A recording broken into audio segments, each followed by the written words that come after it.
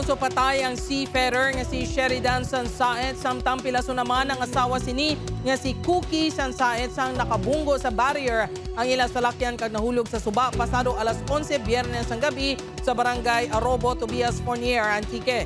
Sunod sa Tobias Fournier Police, halin sa Banwa sa San Jose ang mag-asawa kag papauli na sa napiyungan ng driver base sa panaysayon sang asawa sa kapulisan. Gindala pa sa ospital ang driver apang ginbawian sang kabuhi. Padayon naman nga ginabulong ang asawa sini. Ginalantaw nga posible pagkalumos ang ginkamatay sang biktima bangod mataas ang tubig sa suba sang nagtupa ang ila salakyan. Una nga nakagwa ang asawa kag nakapangayo pa sang buli.